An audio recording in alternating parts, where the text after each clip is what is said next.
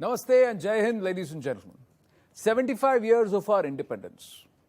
How many of us have at least thought once in our life so far, why did this nation get partition? Why was this India and Pakistan? Why did we have partition? Did our founding fathers really want our nation to be split? Because it didn't split, Bharat didn't split into two, it split into three. Because India and Pakistan, and then Pakistan was East and West Pakistan, became Pakistan and Bangladesh. How much has it hurt us? Has it drawn wedges and fissures so deep that they will never be covered? It's important to go back and understand. And one of the ways you can understand is by reading this. Partition Freedom. Author is Ram Madhavji. And Ram Madhavji has, we're all voracious readers. He's a voracious writer. He's become author. He's joining us now on the right word. Ram Madhavji, namaste. Thank you very much. Sir, आप इतना, thank you. Namaste and thank you very much. आप इतना speed से books कैसे लिख लेते हैं? मैं स्पीड से बुक्स पढ़ नहीं पाता, आप इस स्पीड से बुक लिख लेते हैं? No, that's not true. I wrote this book after a gap of 1 year. My last book was in 2021 and this came out just recently in 2022. What's the thought process behind the book? We are in the year, as you rightly pointed out, year of 75th year of our independence. We call it Amrit Varsh, Amrit Mahotsav. While celebrating the 75 years of our independence, which is a great cherished moment for all of us, we must remember one dark chapter of our independence movement, namely the partition of India. Not to blame anybody, nor to hate anybody, but to draw proper lessons from that important historic event of our independence movement. As you also mentioned, country is like mother for us. We call it motherland. Correct. Partitioning of our own mother is not something that any son or any child would appreciate, would accept. Nobody accepted it also at that time. Most of the Indian leaders were against it also. Except Jinnah, there was nobody demanding partition of India. Yet India was divided. So 70 years after, should we simply ignore it, forget it, okay, whatever happened had happened and forget about it, or remember it? So that two things will happen if you remember it. Number one, of course, you draw lessons from it. Those lessons should empower you to ensure that there is no another partition of this country again. Number one. Number two, you must remember, India's partition was not just the partition of lands, it was also the partition of hearts. So, partition of hearts also needs to be ended while we dream for not allowing another partition to happen or ending the partition at one point in the future. You will have to vivisect me before you vivisect Bharat. This is something which Gandhiji had said. It was his position, wasn't it? But Gandhiji, Sardar Patel, they were all Subhash Bose, name whoever you name, Savarkar, everybody was alive when this country was being divided. You also state in this that when the British tried to partition Bengal, such was the vehement opposition that they revoked it. In 1911 they revoked it, if I remember correctly. So if they could, there was so much of opposition over partitioning Bengal, why wasn't there a collective conscience that came out and said, don't break this motherland? It's a question that you ask. You see, my book is about those two partitions. The first partition was effected by the British in 1905. The idea was that divide the largest province of India, namely Bengal, which had 80 million people at that time, 8 crore people used to live in that province, into a Hindu and Muslim Bengal, so that Indian independence movement could be weakened. Hindus and Muslims, they put them against each other, movement could be weakened. But that partition was not accepted by the country. In fact, the Britishers wrote that we thought that the Bengali would be unhappy because we were dividing Bengal. So Bengali would react, but the whole country reacted. Lala Lajpat Rai, Bala Gangadhar Tilak, Bipin Chandra Pal, three leaders led that movement. In history, we read that movement as Vande Mataram movement, Lal Bal Pal. And the result of that movement was after 60 years, King George V had to rush to India to declare the annulment of Bengal's partition. The popular movement across the country had forced the British to take back what Curzon called in 1904 as a settled fact. We could unsettle that partition, mischievous partition plan of the British forward by 35 years. The whole country was being partitioned. Why could we not stand up as a country, whole country? Why did it not stand up? 1905 also leaders were opposed to it. 1947 also leaders were opposed to it. You mentioned about Gandhi's statement. Yes, Gandhi did say that in 1940 when Jinnah got that resolution passed in Muslim League conference in Lahore that India should be partitioned and Pakistan should be created. Gandhi said, on my dead body. Vivisect me before vivisecting this India. In front of his own eyes, country was divided. Nehru called it a fantastic nonsense. Pagalon ki baat hai. Nehru was the signatory to partition of India. Correct. Who was a pagal, one had to think. Sardar Patel said, Talwar se talwar bhidegi, we will fight to the last man, but we shall not let the country be divided. Mute witness. Subhash Babu was not there at that time, but Rajendra Babu was there, many others were there. So my book talks about that story. What happened in those 35 years?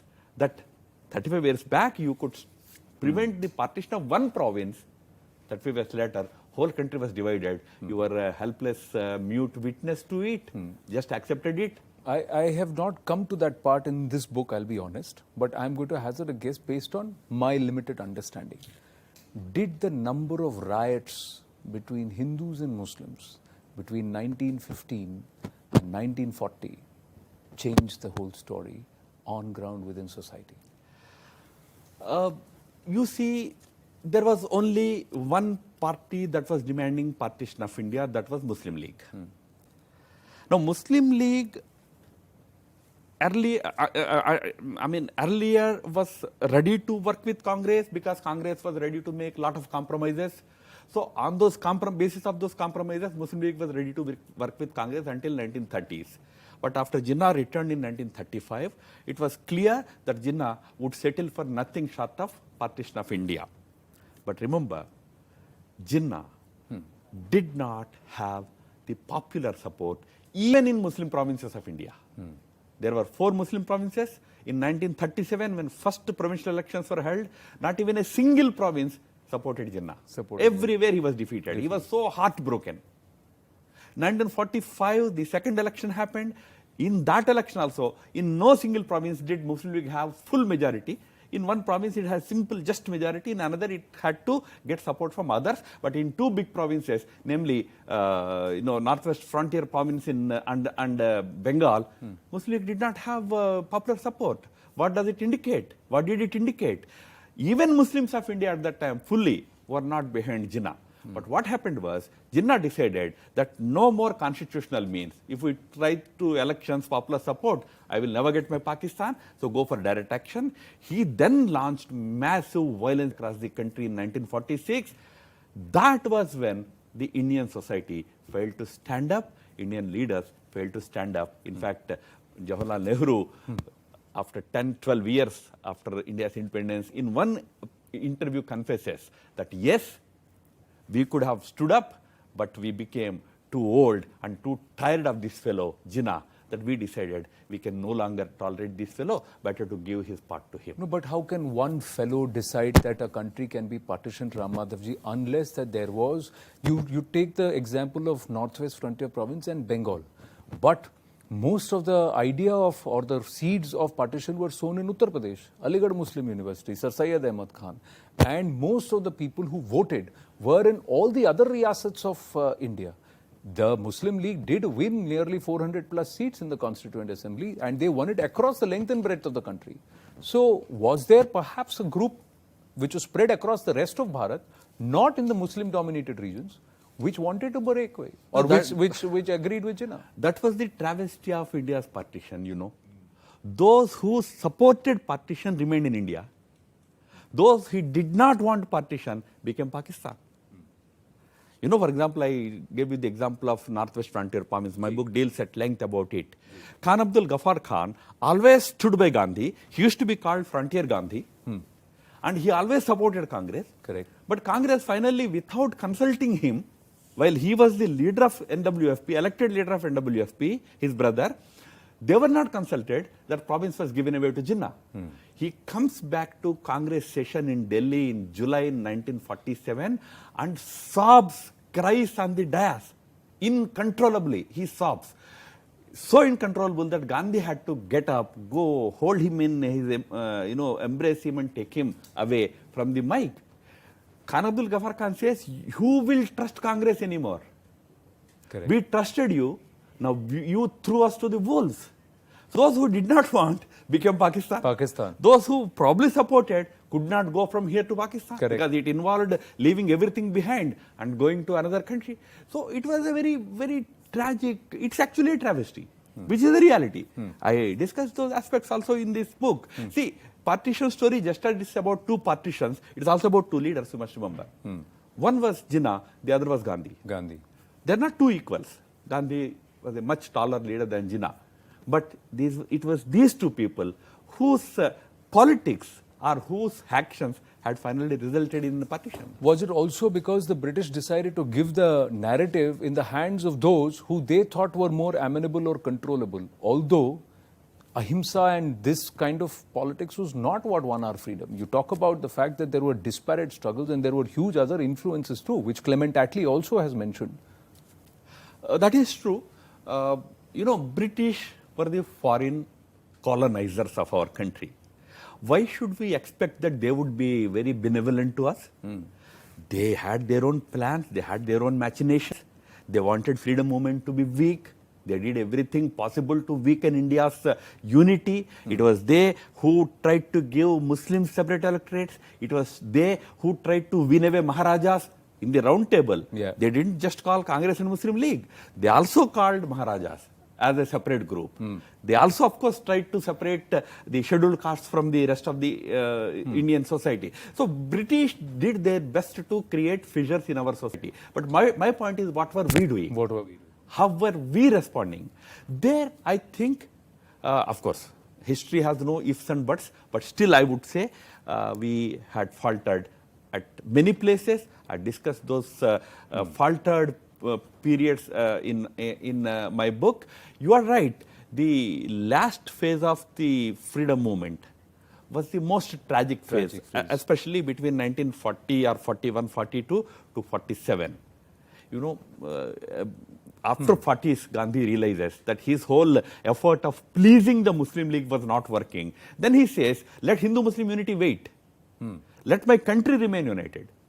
Right. He said that. He says, say. He did say. I can wait for this Hindu-Muslim fight to end at a later stage. But let my country remain united. But it was too late because the price we paid already was too heavy. Yeah, and he also said this kind of freedom is going to come back to hurt us in the future. Yeah, of course. He said that you are not solving the problem. You are creating a bigger problem by creating two countries in this country. That's why when partition was finally accepted by the Congress Working Committee, it was through Gandhi's persuasion.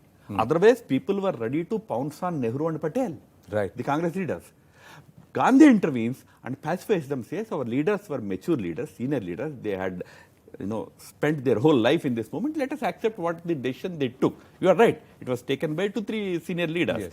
Then Gandhi convinces them. After he convinced them, when he climbed down the dais, one of his followers comes to him and says, Gandhiji, what a great day it is. Finally, through our Ahimsa movement, we have defeated the colonizers, the colonial British.